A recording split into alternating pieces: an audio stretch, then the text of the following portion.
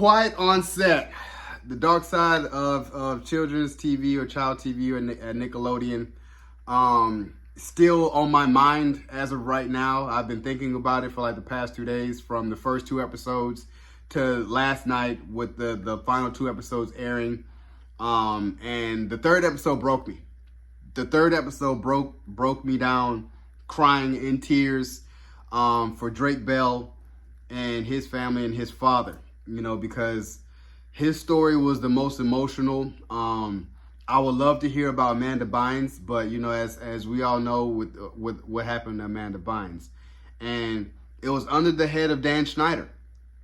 Everyone is on social media talking about Dan Schneider, about everything that went down at Nickelodeon, and the fact that he was still making shows even after all the weird and the stuff that was going on at Nickelodeon. And I was kind of like, and even some of the child stars, and now you see it today, and it's like, yeah, that's not right, and I'm like, and they're just now catching on, and as an adult, like, that's not right. Because when, as a kid, growing up in the early 90s, you had everything. You had Nickelodeon was that was it. There was no internet, there was no social media.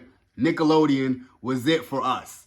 Double Dare, Temple of, forgot what the temple was, all that. You had everything. Rugrats, you had it all on Nickelodeon. But he created all that, and it spawned into Good Burger. So it was a good time to be at Nickelodeon and be on Nickelodeon, because everybody wanted to be on all that, no lie. It wasn't until like season 4 or 5 of all that where things started to change. Especially when you enter AmandaBynes. I remember AmandaBynes getting on and it replaced old girl who played Ross Perot. And I was just kind of like, damn, that's crazy. And now looking at all of it, I'm like, it's so heartbreaking to see. So heartbreaking. That was like the main reason why I have kids, and I never wanted them to even be in Hollywood. As adorable as they are, I could have put them in stuff. I never wanted them to be in it because how vicious Hollywood is.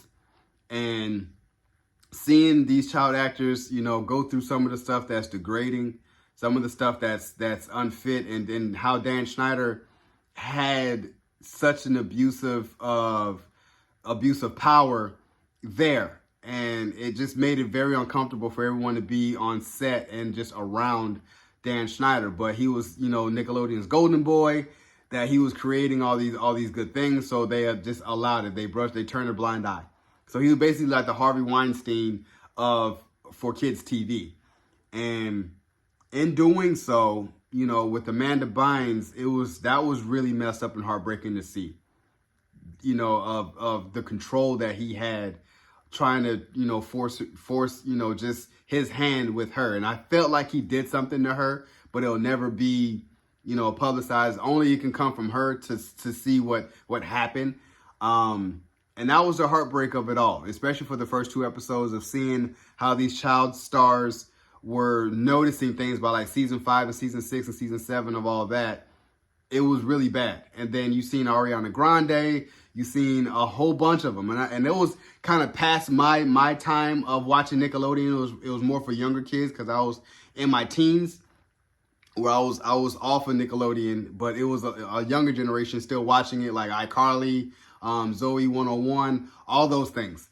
And seeing all the questionable stuff, especially with Ariana Grande, with like porn and stuff, I was like, I'm like, why are you making that for kids? That's sick and scary in itself. And to see that you guys had actual predators on set, and it goes over to episode 2 to episode 3 with DrakeBell, and I always will remember like Drake and Josh. And I was like, yeah, that was a popular show. And the fact that Drake comes out and says that, yeah, it was me. And I was like, man, heartbreaking, because I'll never forget, he was like a teen heartthrob. It was like everybody loved him, and and I was just kind of like, that broke me. That broke me to my core. And because, his dad, like I said, Hollywood capitalizes on those situations of your family dynamic. If you're not having a strong family, and with Drake's family, mom and dad divorced, and his dad wanted to look for something because he knew his kid was talented, was involved in his career from like age 5 to a teen. And as you had, what's the dude's name, Pickle Boy, like, Richard Peck, that was hurtful in itself. And then even this mother was talking about how her daughter received stuff from this predator on via email, and I was kind of like, man, like it was gruesome. It broke me when his father was like, because his father knew, man, his father knew, but as cunning as these people was trying to separate the father from the boy. Hey, you need to go over to your mother because your mother's less really involved with your process and everything. So you need to be with your mom. And then the mom would not really have access to be like, yeah, shoo him out the way. So now the guy can have his hands on the kid. And that's exactly what happened, because he was trying to get the father out the picture. And because the boy was a teen, just did everything, and he was being manipulated. And I felt so bad for the father, because that's what happens. And it turns up that's what happened to him. And his story broke me. Going on to episode 4, you're seeing like why it just really a lot of stuff. And it was like, especially when the dude had like stuff about John Wayne Gacy. And I was kind of like, that should have been a red flag to everyone there. But the power of Hollywood was, I know all these people. I know Leonardo DiCaprio. I work with him, and I work with all these people. And it's so it was brushed off that he's not that type of person. And until he gets to your kid, and I was kind of like, that broke me. It broke me. And I was like, it's going to forever leave a stain in my memory about Nickelodeon. Even if Dan Schneider ever was to come back and produce a show or create a show, I'm going to be like, dude, stay far away from kids as possible, because there's no laws in Hollywood that these people need to stay away from kids. And they, that's their addiction. And that's the crazy thing about being on that. The fact that they had 3 predators on that set at Nickelodeon at that time was just, it hurt me. And I was just kind of like, that is why you don't bring your kids into that. But, and DrakeBell said it's like, there's limited production that doesn't have a kid in it. So it needs to be more laws with parents need to be really, really in there. Like, hey, don't do that to my kid. Okay, we're not doing that with the kid. I'm like, it's a lot of stuff. Because some of these people have sick and twisted minds that the message that they're trying to convey to the masses. It's sick.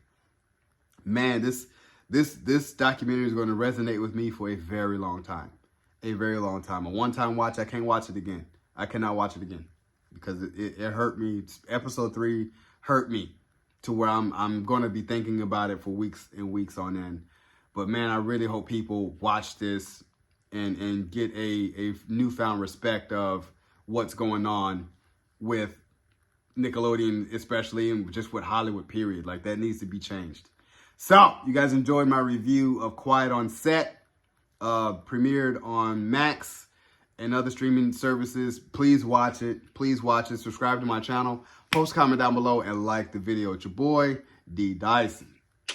Peace.